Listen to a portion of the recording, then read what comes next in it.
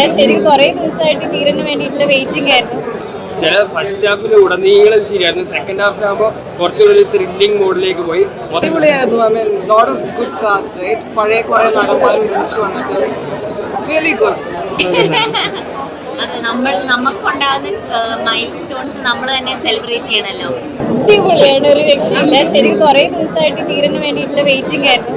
ഇതുവരെ ഇങ്ങനെ അഭിനയിച്ച ഒരു പടത്തിന് വേണ്ടി ഇത്രയധികം വെയിറ്റ് ചെയ്തിട്ടില്ല. അപ്പം എല്ലാവരും തിയേറ്ററിൽ കണ്ട് തന്നെ ധീരനെ വിജയിപ്പിക്കണം. ഒരുപാട് ആർട്ടിസ്റ്റുകളുടെ ഒരുപാട് വലിയൊരു ടീമിൻ്റെ ഒരു പ്രൊഡക്റ്റാണ് ധീരൻ എന്നുള്ളത്. അപ്പം എല്ലാവരും തിയേറ്ററിൽ തന്നെ കണ്ട്. എനിക്ക് തോന്നിയത് നിങ്ങൾ രണ്ടുപേരും ശരിക്കും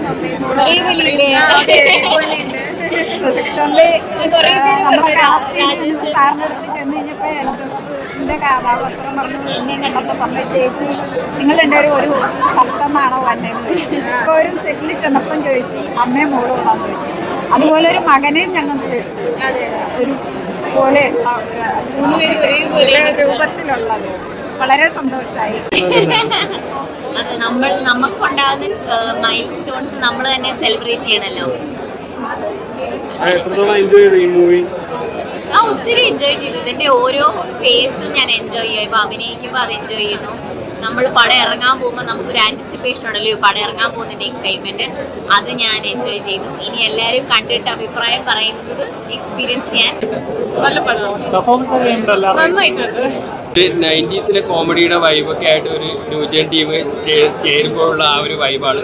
ചില ഫസ്റ്റ് ഹാഫിൽ ഉടനീളം ചിരിയായിരുന്നു, സെക്കൻഡ് ഹാഫിലാകുമ്പോൾ കുറച്ചുകൂടി ത്രില്ലിംഗ് മോഡിലേക്ക് പോയി. മൊത്തത്തിലാണെങ്കിൽ ഒരു അടുത്തടുത്ത് ഇറങ്ങിയ നല്ല ടൈം പാസ് ആയിട്ട് ഒരു ഫ്രീ ഫണ്ണായിട്ടുള്ള കോമഡി ആയിട്ടുള്ള സിനിമ കാണണമെങ്കിൽ ധീരൻ തീർച്ചയായിട്ടും കാണണം. അതിൽ ഏറ്റവും രസകരമായത് സുധീഷ്, ജഗദീഷ്, മനോജ് കേജൻ ഇവരുടെ പഴയ ആൾക്കാരുടെ ഒരു വേറിട്ട ഒരു ഗെറ്റപ്പ് കാണാൻ പറ്റി. അത് വിനീത് തികച്ചും ഇതുവരെ വിനീതിനെ കാണാത്ത രീതിയിലുള്ള വേഷം തന്നെയായിരുന്നു. അങ്ങനെ പുതിയ ജനറേഷനും പഴയ ജനറേഷനും ഒരുപോലെ ആസ്വദിക്കാവുന്ന രീതിയിൽ നല്ല കോമഡി ഫൺ പോലെയാണ് വന്നിരിക്കുന്നത്. പിന്നെ ക്ലൈമാക്സോടെ എടുക്കുമ്പോൾ നമ്മൾ ഒരു പഴയ ഒരു പ്രിയദർശൻ സിനിമകളൊക്കെ ഓർമ്മിപ്പിക്കുന്ന പോലെ എല്ലാവരും ഒരു സ്ഥലത്ത് വന്നിട്ട് അവിടെ ഉണ്ടാകുന്ന കൂട്ടപ്പൊരിച്ചലും അങ്ങനെയുള്ള രംഗങ്ങളൊക്കെ ആയിട്ട് ഡയറക്ടർ തന്നെ പറഞ്ഞിട്ട് പുള്ളിയുടെ ഫേവറേറ്റ് പടം ഇൻഹരിയർ നായർ, രാംജി റാവ് സ്പീക്കിംഗ് ഒക്കെയാണ്. അപ്പോൾ അതിനുള്ള ഒരു ട്രിബ്യൂട്ട് പോലെയുള്ള കോമഡി, ക്രൗഡ് കോമഡിയൊക്കെ നന്നായിട്ട് വർക്കായിട്ടുണ്ട്.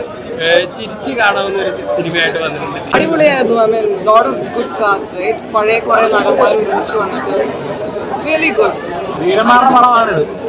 അടിപൊളി പടം. ആദ്യം വിചാരിച്ച ചിരികളെല്ലാം തന്നെ കിട്ടി. ഹാപ്പിയാണ്. ബാക്കി ഇനി എല്ലാം നന്നായിട്ട് തന്നെ വരട്ടെ.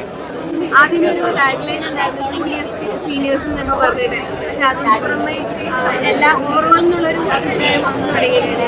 എന്ത് വിഷയം അല്ല, എല്ലാം ഇനി ഒരു അടുത്ത ഷോയും കൂടെ ഒക്കെ കഴിയുമ്പോൾ നമുക്കൊരു ഭയങ്കര റിയൽ ആയിട്ടുള്ള അഭിപ്രായങ്ങൾ അറിയുള്ളൂ. സോഫാർ എന്തായാലും ഹാപ്പിയാണ്. ബാക്കി നമുക്ക് നോക്കാം. എന്തായാലും ഇന്നൊരു പോസ്റ്റ് ഇട്ടിരുന്നു ഫേസ്ബുക്കിൽ, സ്റ്റാർ കാസ്റ്റ് ഇല്ല എന്ന് പറയുന്നുണ്ട്. പക്ഷെ ആ വിഷമം സിനിമ കണ്ടതിന് ശേഷം പിന്നെ എനിക്കത് വിഷമം ഉണ്ടായിരുന്നില്ല. ഞാൻ മുന്നേ ഹാപ്പി ആയിരുന്നു. കാരണം ഇവരെല്ലാം ഒരു തലമുറയുടെ നായകന്മാരാണല്ലോ അവരെല്ലാം. എനിക്കതിലെ കൺഫ്യൂഷൻ ഒന്നും ഉണ്ടായിരുന്നില്ല.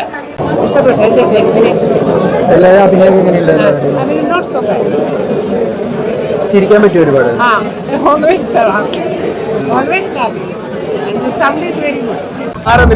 പടം നല്ല ഹിറ്റാണ്. ഈ അടുത്തിറങ്ങിയത് നമുക്ക് തിയേറ്ററിൽ ധൈര്യമായിട്ട് കാണാൻ പറ്റിയ ധീരൻ മൂവി അടിപൊളിയാണ്. ഭയങ്കര എക്സൈറ്റഡ് ആണ്.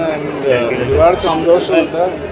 വളരെ എന്റർടൈനിങ് ആയ ഒരു എന്റർടൈനിങ് മാത്രമല്ല, അതിൽ നമ്മളെ ചിന്തിപ്പിക്കും. പിന്നെ അതുപോലെ ഈ കഥാപാത്രങ്ങളുടെ നിഷ്കളങ്കത ഭയങ്കരമായിട്ട് നമ്മുടെ ഉള്ളിലേക്ക് വരും. അതിൻ്റെ കൂടെ lot of fun, so much of fun.